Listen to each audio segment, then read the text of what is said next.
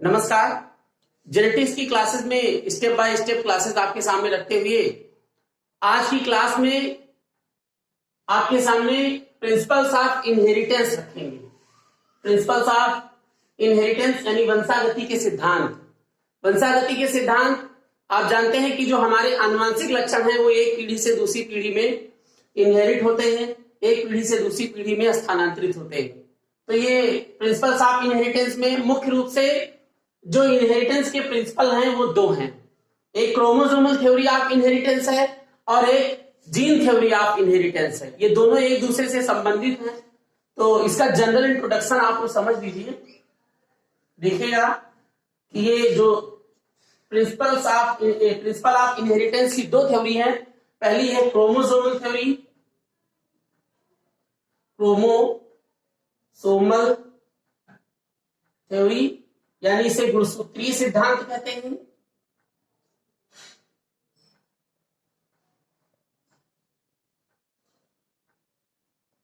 गुणसूत्रीय सिद्धांत और gene theory of inheritance,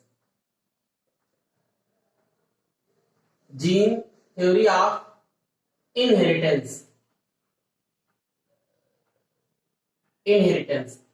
ये जीन सिद्धांत है और ये गुणसूत्रीय सिद्धांत है।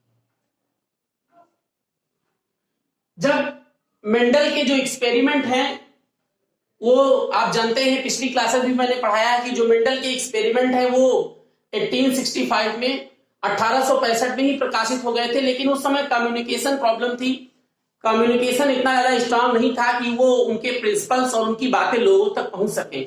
और उस समय माइक्रोस्कोप का भी बहुत ज्यादा डेवलपमेंट नहीं हुआ था, यानी एडवांस माइक्रोस्कोपी डेवलप नहीं हुई थी, इसलिए ज्यादातर इनके सिद्धांतों पर ध्यान नहीं दिया गया। लेकिन बाद में कार्ल नगेली, एक नाम आप लोग याद रखिएगा, ये कार्ल नगेली नाम के साइंटिस्ट ने सेल डिवीजन, इन्होंने सेल डिवीजन की स्टडी की। कार्ल नगेली ने सेल डिवीजन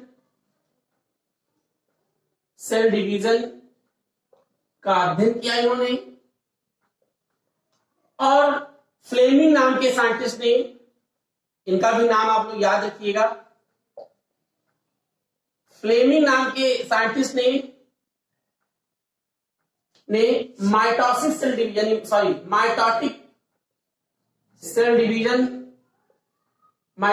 डिवीजन का अध्ययन किया।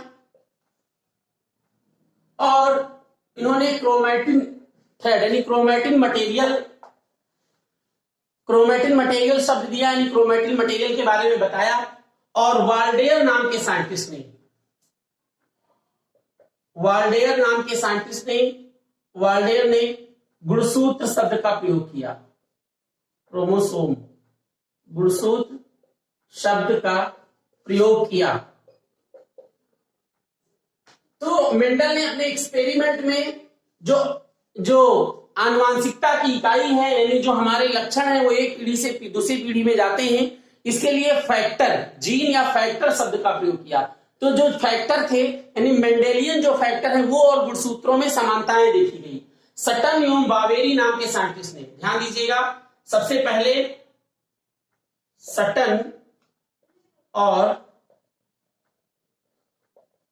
सटन और बोवेरी नाम के वैज्ञानिक ने इस सिद्धांत को दिया। उन्होंने मेंडेलियन फैक्टर और गुणसूत्र के बारे में जो सिमिलरिटीज है, जो समानताएं हैं, उनको लोगों के सामने रखा। और सटन और बावेरी ने गेमीटोजेनेसिस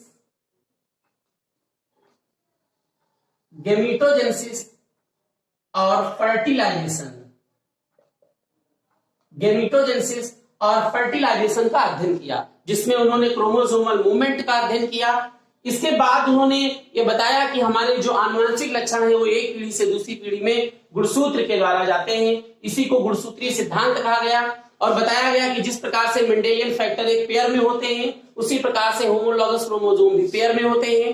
एक गुणसूत्र माता से, एक गुणसूत्र पिता से होता है, तथा गेमीट से ये फर्टिलाइजेशन के द्वारा जायगोट बनता है। और जायगोट के द्वारा जितनी भी सोमैटिक सेल बनती हैं वो 2n होती है। ठीक है, इस आधार पे इसे गुणसूत्री सिद्धांत नाम दिया गया। तो इसका जो क्रेडिट है यानी गुणसूत्री सिद्धांत, अगर कभी पूछा जाए कि क्रोमोसोमल थ्योरी किसने दिया तो आप क्या बताएंगे, सटन और बॉवेरी ने। इसके बाद में सटन नाम के साइंटिस्ट ने ऑब्जर्व किया, एक निष्कर्ष निकाला कि जो हमारे आनुवंशिक लक्षण हैं उनकी संख्या ज्यादा होती है और गुणसूत्रों की संख्या कम होती है। तो उन्होंने बताया कि हमारे जो गुणसूत्र हैं उनके ऊपर एक से अधिक जीन पाए जाते हैं, यानी एक से अधिक फैक्टर पाए जाते हैं जो आनुवंशिक लक्षणों को एक जनरेशन से दूसरी जनरेशन में पहुंचाते हैं। और जोहानसन नाम के साइंटिस्ट ने, जोहानसन ने जीन शब्द का प्रयोग किया, जोहानसन ने जीन शब्द का प्रयोग किया, जोहानसन ने जीन शब्द का प्रयोग किया। कहा कि गुणसूत्र के ऊपर जिस प्रकार से एक माला में मोती हुए होते हैं, लगे होते हैं, उसी प्रकार से जो जीन है वो गुणसूत्रों के ऊपर लगे होते हैं और यही आनुवंशिक लक्षणों को एक पीढ़ी से दूसरी पीढ़ी में लेके जाते हैं। ठीक है, बाद में टी.एच. मॉर्गन नाम के साइंटिस्ट ने, टी.एच. मॉर्गन ने इसकी डिटेल स्टडी की, इसके बारे में अध्ययन किया। इसीलिए कहा जाता है कि जो जीन थ्योरी है उसको टी.एच. मॉर्गन ने दिया, यानी टी.एच. मॉर्गन ने जीन थ्योरी ऑफ इनहेरिटेंस का प्रतिपादन किया।